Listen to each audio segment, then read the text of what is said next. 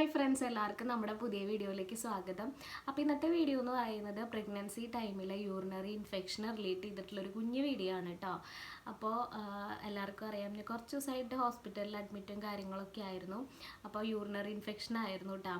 അപ്പോൾ അതാണ് ഞാൻ ഇതിനെ പറ്റിയിട്ടൊരു വീഡിയോ ചെയ്യാൻ കാരണം എന്ന് പറയുന്നത്.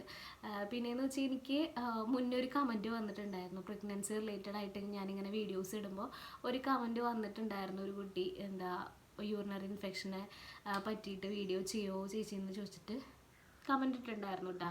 പക്ഷെ ഞാനത് അന്ന് സ്കിപ്പ് അടിച്ച് പോയി, കാരണം എനിക്ക് അത് എക്സ്പീരിയൻസ് ചെയ്തിട്ടില്ല. അതുകൊണ്ട് അതിനെ പറ്റിയിട്ട് പറയാനൊന്നും അറിയില്ല. പക്ഷെ ഇപ്പോൾ ഞാനത് ഫേസ് ചെയ്ത് വന്നപ്പോൾ എനിക്ക് അതിനെ പറ്റിയിട്ട് കുറച്ച് കാര്യങ്ങളൊക്കെ പറയണമെന്ന് തോന്നി. അങ്ങനെ ചെയ്യണത് ഒരു വീഡിയോ ആണ് കേട്ടോ. അപ്പോൾ ആരെങ്കിലും നമ്മുടെ ചാനൽ പുതിയതായിട്ട് കാണുന്നുണ്ടെങ്കിൽ, വീഡിയോസുകൾ ഇഷ്ടപ്പെടുകയാണെങ്കിൽ ഒന്ന് സബ്സ്ക്രൈബ് ചെയ്ത് സപ്പോർട്ട് ചെയ്യും. അപ്പോൾ നമുക്ക് വീഡിയോയിലേക്ക് കിടന്നാലോ. അപ്പം ഞാനങ്ങനെ യൂറിനറി ഇൻഫെക്ഷനെ പറ്റിയിട്ട് അത്ര ബോധേടൊന്നുമല്ലായിരുന്നു കേട്ടോ. കാരണം എനിക്ക് നല്ല ഉറപ്പായിരുന്നു എനിക്ക് യൂറിനറി ഇൻഫെക്ഷൻ വരില്ല എന്നുള്ളത്. എനിക്ക് ഭയങ്കര ഉറപ്പായിരുന്നു. കാരണം എന്താണെന്ന് വെച്ചാൽ ഞാൻ നല്ല രീതിയിൽ വെള്ളം കുടിക്കുമെന്ന് വെച്ച് കഴിഞ്ഞാൽ ഞാൻ യൂസ് ചെയ്യണ കറക്റ്റ് എനിക്ക് അളവറിയാം ഞാൻ എത്രത്തോളം വെള്ളം കുടിക്കുന്നുണ്ടെന്ന്. അപ്പോൾ ഈ ഒരു ബോട്ടിൽ 2 ലിറ്ററിൻ്റെ ബോട്ടിലാണ്. അപ്പോൾ ഇത് കംപ്ലീറ്റ് ആയിട്ടും പിന്നെ ഇതിൻ്റെ ഒരു ഹാഫ് വൈകുന്നേരം ആക്കി എടുക്കുന്നതിന് മുന്നേ ഇതിൻ്റെ ഒരു ഹാഫും കൂടെ കുടിക്കും. അങ്ങനെ 3 ലിറ്ററാണ്. പിന്നെ അത് പോരാണ്ട് ഞാൻ ഡെയിലി ഒരു നേരം ജ്യൂസ് കുടിക്കും. അതുപോലെ തന്നെ നമ്മുടെ മറ്റേ എന്താ പറയുക, കുറുന്തോട്ടിയില്ലേ, അതിൻ്റെ വേര് തിളപ്പിച്ച വെള്ളമില്ലേ, അതും കുടിക്കും. അപ്പോൾ നല്ല രീതിയിൽ അത്യാവശ്യം ഒരു ദിവസം നല്ലൊരു ക്വാണ്ടിറ്റി വെള്ളം എൻ്റെ ഉള്ളിൽ ചെല്ലുന്നുണ്ട്. അപ്പോൾ എനിക്ക് ഭയങ്കര സത്യം പറഞ്ഞാൽ ഓവർ കോൺഫിഡൻ്റ് ആണെന്ന് വേണമെങ്കിൽ പറയാം. അങ്ങനെ യൂറിനറി ഇൻഫെക്ഷനൊന്നും വരില്ല എന്നുള്ളതായിരുന്നു എൻ്റെ ഒരു നിഗമനം കേട്ടോ. അപ്പം അങ്ങനെ എനിക്കിങ്ങനെ ജനുവരി മാസം ആദ്യം തൊട്ട് എൻ്റെ 8th മന്ത് സ്റ്റാർട്ട് ചെയ്യുന്ന ഒരു സമയമാണ് കേട്ടോ. ഒരു ജനുവരി 6-7 ആ ഒരു ടൈമിൽ എനിക്ക് ഭയങ്കര പെയിനാണ്. പെയിൻ എന്ന് വെച്ച് കഴിഞ്ഞാൽ ഈ വെജൈനയുടെ ആ പോർഷനിലാണ് പെയിൻ. അത് നമ്മൾ ഇങ്ങനെ കിടന്നിട്ട് തിരിഞ്ഞും മറിഞ്ഞും കിടക്കില്ലേ, അപ്പം നല്ല പെയിൻ. അതുപോലെ തന്നെ ഇങ്ങനെ കുറേ നേരം ഇരുന്നിട്ട് എണീക്കുമ്പോൾ നല്ല പെയിന്, അതുപോലെ തന്നെ നടക്കുമ്പോൾ പെയിന്, അങ്ങനെ ഭയങ്കര പെയിനായിരുന്നു കേട്ടോ. പലർക്കും പല രീതിയിലാണ് ഈ ഒരു ടൈമിൽ പെയിൻ വരിക എന്ന് പറയുന്നത്. ചിലർക്ക് വയറുവേദനയായിരിക്കാം, അങ്ങനെ പല രീതിയിലായിരിക്കാം കേട്ടോ. പക്ഷേ എനിക്ക് ഇങ്ങനെയായിരുന്നു. പിന്നത്തെ കാര്യം എന്ന് പറഞ്ഞു കഴിഞ്ഞാൽ യൂറിൻ പാസ് ചെയ്യാൻ ഇടയ്ക്കിടയ്ക്ക് യൂറിൻ പാസ്, ഇപ്പോൾ ഒരു 5 മിനിറ്റ് ഗ്യാപ്പ് ഇട്ടിട്ട് യൂറിൻ പാസ് ചെയ്യാനുള്ള ഒരു ടെൻഡൻസി വരിക, അങ്ങനെയൊക്കെ വന്നിട്ടുണ്ടായിരുന്നു. പിന്നെ ഈ ഒരു പ്രഗ്നൻസി ടൈമിൽ ഇങ്ങനെ യൂറിൻ പോകുന്നതൊക്കെ സ്വാഭാവികമാണ് എന്നുള്ളതും എനിക്ക് അറിയായിരുന്നു. നമ്മളിങ്ങനെ ചെറിയ നിസ്സാര കാര്യം ഉണ്ടായാലും യൂട്യൂബ് വീഡിയോസും കാര്യങ്ങളൊക്കെ റെഫർ ചെയ്യുന്നതാണല്ലോ. അപ്പോൾ അങ്ങനെ യൂട്യൂബ് വീഡിയോസും കാര്യങ്ങളൊക്കെ റെഫർ ചെയ്യണതാണല്ലോ. അപ്പോൾ അതുകൊണ്ട് തന്നെ ഈ സിംറ്റംസ് നമുക്ക് പ്രഗ്നൻസി ടൈമിൽ വരുന്നതാണ് എന്നുള്ളതൊക്കെ എനിക്കറിയാമായിരുന്നു. പിന്നെ ഈ 8th മന്ത് സ്കാനിങ്ങിൽ കുട്ടി ഇങ്ങനെ തിരിഞ്ഞ് വന്നിട്ടുണ്ട്, താഴത്തേക്ക് ഇങ്ങനെ തിരിഞ്ഞ് വന്നിട്ടുണ്ട്. അപ്പം അതിൻ്റെ ഭാഗമായിട്ടും ഇതുപോലത്തെ പെയിൻ ഉണ്ടാവാമെന്നും ഡോക്ടർ പറഞ്ഞിട്ടുണ്ടായിരുന്നു കേട്ടോ. അപ്പം അങ്ങനെ ആ സ്കാനിങ് കഴിഞ്ഞിട്ട് ഞാനിങ്ങനെ ഡോക്ടറിനെ കണ്ടപ്പോൾ, അതായത് എനിക്ക് തോന്നുന്നു ഏകദേശം ഒരു 15-ാം തീയതിയോ ജനുവരി 15-ാം തീയതി ആയപ്പോഴാണ്. പിന്നെ എനിക്ക് ജനുവരി തുടക്കത്തിലേ എനിക്ക് പെയിനായിരുന്നു കേട്ടോ. പക്ഷേ ഈ സംഭവങ്ങളൊക്കെ എൻ്റെ മനസ്സിലുണ്ട്. സംഭവം ഈ ഒരു pregnancy period 8th month starting, കുട്ടി തിരിഞ്ഞു വരുന്നു, ആ സമയത്തൊക്കെ നമുക്ക് ഈ പെയിൻ ഉണ്ടാവും. അതുപോലെ തന്നെ യൂറിൻ പാസ് ചെയ്യാനുള്ള ടെൻഡൻസി കൂടുതലായിരിക്കും. അതുകൊണ്ടൊക്കെ ആവും എന്നുള്ളൊരു കൺസെപ്റ്റാണ് എൻ്റെ മനസ്സിലിങ്ങനെ കിടക്കുന്നത്. വേറെ യൂറിനറി ഇൻഫെക്ഷൻ അത് ഞാൻ ചിന്തിക്കുന്നേ ഇല്ല കേട്ടോ. അപ്പോൾ അങ്ങനെ ഒരു 15-ാം തീയതി ആയിട്ടാണ് ഞാനിങ്ങനെ സ്കാനിങ് ഉള്ള ദിവസമാണ് ഡോക്ടറെ കാണാനായിട്ട് പോണത്. അങ്ങനെ ഡോക്ടറെ കാണാൻ പോയപ്പോൾ ഞാൻ ജസ്റ്റ് അന്ന് പറയണമെന്നൊന്നും വിചാരിച്ചതല്ല. പിന്നെ ഇങ്ങനെ നമ്മളെന്തെങ്കിലുമൊക്കെ പറയണ്ടേന്ന് വിചാരിച്ചിട്ട് അങ്ങനെ ജസ്റ്റ് ഞാൻ ഡോക്ടറെ അടുത്ത് സൂചിപ്പിക്കും. ഞാനത് കാര്യമായിട്ട് എടുത്തിട്ടില്ല കേട്ടോ അപ്പോഴും. അപ്പം ഞാൻ ഡോക്ടറെ അടുത്ത് ഇങ്ങനെ പറഞ്ഞു, എനിക്കിങ്ങനെ ഇപ്പോൾ വെജൈനയുടെ പോർഷനിൽ എനിക്കിങ്ങനെ പെയിൻ ഉണ്ട്. അപ്പോൾ ഡോക്ടർ ചോദിച്ചു, കാര്യമായിട്ടുള്ള പെയിനാണോ, നമുക്ക് സഹിക്കാൻ പറ്റണതാണോ എന്ന് ചോദിച്ചു. അപ്പം ഞാൻ സഹിക്കാൻ പറ്റാത്തതാണെന്ന് പറയില്ലല്ലോ നമ്മളെന്തെങ്കിലും.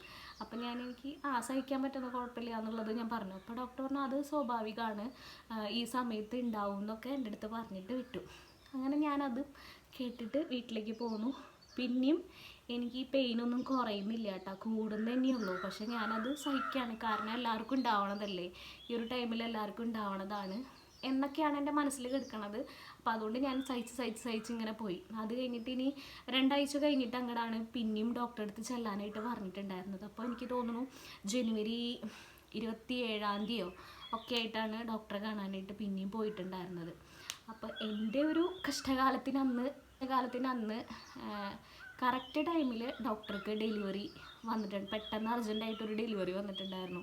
അപ്പോൾ ഡോക്ടർ പോയി, ഗവൺമെൻറ് ഹോസ്പിറ്റലിലാണല്ലോ നമ്മൾ കാണിക്കണത്. ഇപ്പം നമ്മൾ മുന്നേ ഡോക്ടറുടെ വീട്ടിൽ പോയിട്ടാണ് നമ്മൾ കാണിച്ചിരുന്നത്. അപ്പോൾ എനിക്ക് ഭയങ്കരമായിട്ട് ഫ്രീ ആയിട്ട് ഡോക്ടറെ അടുത്ത് കുറേ നേരം നമുക്ക് കാര്യങ്ങളൊക്കെ ചോദിച്ച് മനസ്സിലാക്കാനൊക്കെ പറ്റുമായിരുന്നല്ലോ. ഗവൺമെൻറ് ഹോസ്പിറ്റലിൽ പിന്നെ പോയി തുടങ്ങിയതിന് ശേഷം അധികം ടൈം കിട്ടണില്ല നമുക്കിങ്ങനെ കാര്യങ്ങൾ സംസാരിക്കാനൊന്നും അധികം ടൈം കിട്ടാത്ത പോലെ എനിക്ക് തോന്നാറുണ്ട്. അപ്പോൾ പിന്നെ ലാസ്റ്റ് ടൈം ആയതുകൊണ്ട് പിന്നെ ഡോക്ടർ ഇനി ഇങ്ങോട്ട് വന്നാൽ മതി എന്ന് പറഞ്ഞതുകൊണ്ടാണ് നമ്മളിപ്പോൾ ഹോസ്പിറ്റലിലേക്ക് പോകണം കേട്ടോ. അപ്പം അങ്ങനെ ഹോസ്പിറ്റലിൽ ചെന്നപ്പോൾ ഡോക്ടർ നമ്മുടെ ആ ഒരു ടൈം ആകുമ്പോഴത്തേക്കും ഡോക്ടർ ഡെലിവറിക്ക് കയറി. അപ്പോൾ ഡോക്ടറുടെ അസിസ്റ്റന്റ്മാർ കുഞ്ഞ് ഡോക്ടേഴ്സ് ഉണ്ടായിരുന്നല്ലോ, അപ്പോൾ അവരുടെ അടുത്താണ് ഞാനിങ്ങനെ പറഞ്ഞത് എനിക്കിങ്ങനെ വെജൈനയിൽ പെയിൻ ഉണ്ട്, ഇപ്പോൾ എനിക്ക് കൂടിയിട്ടാണ് വരുന്നത് എന്നുള്ള കാര്യം ഞാൻ അവരുടെ അടുത്ത് പറഞ്ഞു, ജസ്റ്റ് ഇങ്ങനെ ഒന്ന് പറഞ്ഞു. അപ്പോൾ അവർ അപ്പം തന്നെ ഇങ്ങനെ യൂറിൻ ഒന്ന് ടെസ്റ്റ് ചെയ്ത് നോക്കുമെന്ന് പറഞ്ഞിട്ട് എനിക്ക് അപ്പം തന്നെ എഴുതി തന്നു കേട്ടോ. അപ്പോൾ ഞാൻ അപ്പം തന്നെ പോയിട്ട് യൂറിൻ ടെസ്റ്റ് ചെയ്യാനൊക്കെ കൊടുത്ത് OP കഴിയുന്നതിന് മുന്നേ ഞാൻ റിസൾട്ടൊക്കെ മേടിച്ച് അവരുടെ അടുത്ത് കൊണ്ടു കൊടുത്തു കേട്ടോ. അപ്പോൾ ആ ഡോക്ടേഴ്സ് പറഞ്ഞത് യൂറിനിൽ നല്ല രീതിയിൽ ഇൻഫെക്ഷൻ ആയിട്ടുണ്ട് എന്ന് പറഞ്ഞു. അപ്പോൾ എനിക്ക് ഭയങ്കര ടെൻഷനായി, കാരണം ഞാൻ അങ്ങനെ ഒരു സംഭവമേ പ്രതീക്ഷിക്കണില്ല. പിന്നെ ഞാൻ കഴിഞ്ഞ വട്ടം ഡോക്ടറെ അടുത്ത് പറഞ്ഞതുമാണ് കേട്ടോ. അപ്പോൾ ഡോക്ടർ പറഞ്ഞത് ഇത് നോർമലാണ്, ഭയങ്കര കൂടുതൽ പെയിൻ ആണെങ്കിൽ പ്രശ്നമുള്ളൂ എന്നാണ് പറഞ്ഞിട്ടുണ്ടായിരുന്നത്. അപ്പോൾ എനിക്ക് ആകെ ടെൻഷനായി, ഇനിയിപ്പോൾ വേറെ എന്തെങ്കിലും ഇഷ്യൂസ് ഉണ്ടാവുമോ അങ്ങനെയുള്ള ടെൻഷനായി. അങ്ങനെ അവർ അപ്പം തന്നെ എനിക്ക് ആൻറ്റിബയോട്ടിക് ടാബ്ലറ്റ് എഴുതി തന്നു, അങ്ങനെ വിട്ടു. സത്യം പറഞ്ഞു കഴിഞ്ഞാൽ നമ്മുടെ ഡോക്ടർ ഉണ്ടായിരുന്നെങ്കിൽ ചിലപ്പോൾ അന്ന് തന്നെ അഡ്മിറ്റ് ആക്കുമായിരുന്നു എന്ന് എനിക്ക് തോന്നുന്നു കേട്ടോ. അങ്ങനെ അവർ കൾച്ചറിന് എഴുതി തന്നിട്ടുണ്ടായിരുന്നു, യൂറിൻ കൾച്ചർ ചെയ്യാനായിട്ട് എഴുതി തന്നിട്ടുണ്ടായിരുന്നു. അപ്പോൾ എൻ്റെ ഒരു ഒന്നും സാറ്റിസ്ഫൈഡ് ആയിട്ടുണ്ടായിരുന്നില്ല, കാരണം നമ്മുടെ ഡോക്ടറെ കാണാനും പറ്റിയില്ല, യൂറിനിൽ ഇങ്ങനെ ഇത്രയും ഭയങ്കരമായിട്ട് ഇൻഫെക്ഷൻ ഉണ്ടെന്നും പറഞ്ഞു. അപ്പോൾ എനിക്കങ്ങനെ ഒരു സാറ്റിസ്ഫാക്ഷൻ കിട്ടിയില്ല. അപ്പോൾ എന്തായാലും ഞാനും ചേട്ടനും കൂടിയിട്ടാണ് അന്ന് പോയിട്ടുണ്ടായിരുന്നത്. അപ്പോൾ ഞങ്ങൾ നേരെ കൾച്ചർ ചെയ്യാനായിട്ട് കൊടുക്കാൻ പോയി. അപ്പോൾ ഞങ്ങളുടെ മനസ്സിലെന്താണെന്ന് വെച്ച് കഴിഞ്ഞാൽ കൾച്ചർ ചെയ്ത് കഴിഞ്ഞാൽ ഈവനിങ് ആകുമ്പോഴത്തേക്ക് റിസൾട്ട് കിട്ടുമല്ലോ. അപ്പോൾ ആ റിസൾട്ട് കിട്ടിയിട്ട് അപ്പം തന്നെ ഡോക്ടറുടെ വീട്ടിൽ പോയിട്ട് കാണാനുള്ള പരിപാടിയായിരുന്നു. പക്ഷെ അവിടെ ചെന്നപ്പോഴാണ് അവർ പറഞ്ഞത് 2 ദിവസം പിടിക്കും റിസൾട്ട് കിട്ടാമെന്ന്. അത് ഞങ്ങൾക്ക് അറിയണ്ടായിരുന്നില്ല. അങ്ങനെ അവിടെ ചെന്നപ്പോൾ അവരങ്ങനെ പറഞ്ഞപ്പോൾ ഞങ്ങൾ യൂറിൻ കൊടുത്ത് നേരെ വീട്ടിലേക്ക് പോന്നു. അങ്ങനെ പിന്നെ ഈ ആൻറ്റിബയോട്ടിക് ടാബ്ലറ്റൊക്കെ കഴിച്ച് തുടങ്ങിയിട്ടാണ് 2 ദിവസം അത് കഴിച്ചു. 2 ദിവസം അത് കഴിച്ചിട്ടും യാതൊരു മാറ്റം ഉണ്ടായിരുന്നില്ല. എനിക്ക് ഈ പെയിൻ ഇങ്ങനെ ആവായിരുന്നു. പിന്നെ വേറെ ഈ യൂറിനിൽ എന്താ പറയുക കളർ ചേഞ്ചോ കാര്യങ്ങളോ ഒന്നും തന്നെ എനിക്ക് ഉണ്ടായിരുന്നില്ല കേട്ടോ. ഈ ഒരു സംഭവം മാത്രമേ ഉണ്ടായിരുന്നുള്ളൂ. അങ്ങനെ 2 ദിവസം കഴിഞ്ഞിട്ട് കൾച്ചറിൻ്റെ റിസൾട്ട് കിട്ടണ ദിവസം ഞങ്ങൾ ഈവനിങ് ആണ് റിസൾട്ട് കിട്ടിയിട്ടുണ്ടായിരുന്നത്. നേരെ ഡോക്ടറുടെ വീട്ടിൽ പോയിട്ട് കാണാനായിട്ട് പോയി. അപ്പോൾ ഡോക്ടർ പറഞ്ഞു കൾച്ചറിൻ്റെ റിപ്പോർട്ടും കാര്യങ്ങളൊക്കെ നോക്കിയിട്ട് യൂറിനിൽ നല്ല രീതിയിൽ ഇൻഫെക്ഷൻ ഉണ്ട്, എന്തായാലും ഇന്ന് തന്നെ അഡ്മിറ്റ് ആവാൻ പറഞ്ഞു. 5 ദിവസത്തേക്ക് നമുക്ക് ഇഞ്ചക്ഷൻ എടുക്കാം, ആൻറ്റിബയോട്ടിക് ഇഞ്ചക്ഷൻ എടുക്കാം, എന്നാലാണ് പെട്ടെന്ന് അത് മാറുള്ളൂ എന്ന് പറഞ്ഞു. ഇപ്പോൾ മരുന്ന് കഴിക്കണേക്കാളും നല്ലത് ഇഞ്ചക്ഷൻ എടുത്തു കഴിഞ്ഞാലാണ്. ഇപ്പോൾ ഇത്രയും കൂടിയിട്ടാണല്ലോ നിൽക്കുന്നത്, അപ്പോൾ ഇഞ്ചക്ഷൻ എടുത്താലാണ് പെട്ടെന്ന് അത് കുറഞ്ഞ് കിട്ടുള്ളൂ എന്ന് പറഞ്ഞു. ഇന്ന് തന്നെ അഡ്മിറ്റ് ആവണമെന്ന് പറഞ്ഞു. ഞങ്ങളത് ഒട്ടും പ്രതീക്ഷിച്ചിട്ടുണ്ടായിരുന്നില്ല, ഇന്ന് തന്നെ അഡ്മിറ്റ് ആവേണ്ട വരും എന്നുള്ളത് ഒട്ടും പ്രതീക്ഷിച്ചിട്ടുണ്ടായിരുന്നില്ല. ഞാനും ചേട്ടനും കൂടിയിട്ടാണ് പോയിട്ടുണ്ടായിരുന്നത്. അങ്ങനെ പിന്നെ നേരെ ഹോസ്പിറ്റലിലേക്ക് പൊക്കോളാൻ പറഞ്ഞു. അങ്ങനെ കാഷ്വാലിറ്റിയിൽ പോയിട്ട് അപ്പം തന്നെ അഡ്മിറ്റ് ആവാണ് ഉണ്ടായിരുന്നത്. അപ്പോൾ നമ്മുടെ കൂടെ ആരും ഉണ്ടായിരുന്നില്ല, കാരണം ഈ ലേബർ വാർഡിലൊക്കെയാണ് നമ്മൾ ഈ പ്രഗ്നൻ്റ് ആയവരെ ഇങ്ങനത്തെ എന്തെങ്കിലും പ്രശ്നങ്ങൾ ഉണ്ടായി കഴിഞ്ഞ് കഴിഞ്ഞാൽ ലേബർ വാർഡിലാണല്ലോ നമ്മൾ അഡ്മിറ്റ് ആക്കുക. അപ്പോൾ ഭർത്താക്കന്മാർക്കൊന്നും അങ്ങനെ കയറാനോ ഒന്നും കാര്യങ്ങളൊന്നും പറ്റില്ലല്ലോ. അപ്പോൾ നേരെ ഞാൻ അമ്മേനെയൊക്കെ വിളിച്ച് പറഞ്ഞ് അങ്ങനെ അമ്മ ജോലി കഴിഞ്ഞിട്ടാണല്ലോ വരേണ്ടത്. അമ്മ എത്തിയത് ഏകദേശം ഒരു 7 മണി ആ ഒരു ടൈമിലൊക്കെ ആയിട്ടുണ്ട്. അതുവരെ ചേട്ടൻ പുറത്ത് വെയിറ്റ് ചെയ്തു. അപ്പോൾ അമ്മ വന്നതിന് ശേഷം എനിക്ക് ഇഞ്ചക്ഷനൊക്കെ അടിച്ചു തുടങ്ങിയിട്ടുണ്ടായിരുന്നു കേട്ടോ. അങ്ങനെ 5 ദിവസം ഇഞ്ചക്ഷൻ അടിച്ചു. അതിനിടയിൽ 2 നേരം ഇഞ്ചക്ഷൻ ഉണ്ടായിരുന്നു കേട്ടോ. നമുക്ക് ആൻറ്റിബയോട്ടിക് ഇഞ്ചക്ഷൻ ഉണ്ടായിരുന്നു 2 നേരം. അതുപോലെ തന്നെ നല്ല രീതിയിൽ ഞാൻ എങ്ങനെയാണോ വെള്ളം കുടിക്കുന്നുണ്ടായിരുന്നത് അതുപോലെ തന്നെ കണ്ടിന്യൂ ചെയ്ത് വെള്ളമൊക്കെ നന്നായിട്ട് കുടിച്ചു. അതുപോലെ തന്നെ ഫ്രൂട്ട്സ് കഴിക്കുക, തണ്ണിമത്തനൊക്കെ ഉണ്ടല്ലോ അതൊക്കെ നല്ല രീതിയിൽ കഴിച്ചു. അങ്ങനെ 5 ദിവസം കഴിഞ്ഞിട്ട് ടെസ്റ്റ് ചെയ്തപ്പോൾ നോർമലായിട്ടാവും, വേറെ പ്രശ്നങ്ങളൊന്നുമില്ല, നല്ല രീതിയിൽ മാറിയിട്ട് കിട്ടിയിട്ടുണ്ടായിരുന്നു. അങ്ങനെ ആണ് എൻ്റെ ഒരു എക്സ്പീരിയൻസ് എന്ന് പറയുന്നത്. അപ്പോൾ ഞാനത് കാര്യമാക്കാണ്ട് വെച്ചിട്ട് ഒരു മാസത്തോളം ഞാൻ ഇങ്ങനെ കൊണ്ടു നടന്നു. ലാസ്റ്റ് ഞാൻ അഡ്മിറ്റ് ആവുന്ന ദിവസം എന്ന് പറഞ്ഞു കഴിഞ്ഞാൽ ജനുവരി 31 ജനുവരി ഫസ്റ്റ് ആഴ്ചയിൽ തുടങ്ങിയ ഒരു സംഭവമാണ് കേട്ടോ.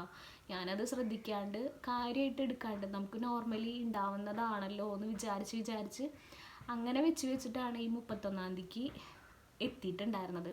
അപ്പോൾ ഞാൻ ഈ ഒരു വീഡിയോയിൽ പറയണത് എന്താണെന്ന് വെച്ച് കഴിഞ്ഞാൽ, നമുക്ക് അങ്ങനെ ഫീൽ ചെയ്യുന്നുണ്ടെങ്കിൽ നമ്മൾ ഡോക്ടറെ അടുത്ത് കാര്യമായിട്ട് തന്നെ പറയാം എന്നാണ്. അങ്ങനെ വേദനയൊന്നും വെച്ചുകൊണ്ട് നടക്കരുത് എന്നാണ് എനിക്ക് പറയാനുള്ളത് കേട്ടോ. ഞാൻ അങ്ങനെ വെച്ചുകൊണ്ട് നടന്നുകൊണ്ടാണ് ഇത്രയും കൂടിയിട്ടുണ്ടായിരുന്നത്. അപ്പോൾ എൻ്റെ വീഡിയോ ആർക്കെങ്കിലും യൂസ്ഫുൾ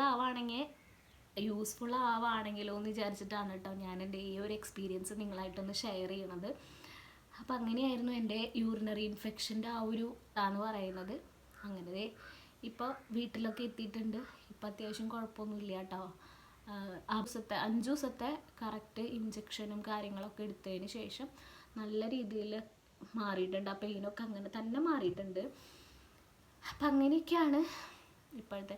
പിന്നെയെന്ന് വെച്ച് കഴിഞ്ഞാൽ ഈ യൂറിനറി ഇൻഫെക്ഷൻ വരാനായിട്ടല്ല, വെള്ളം കുടിച്ചാലും ഈ സംഭവം വരും. കാരണം ഇപ്പോൾ നല്ല ചൂടുള്ള സമയമല്ലേ.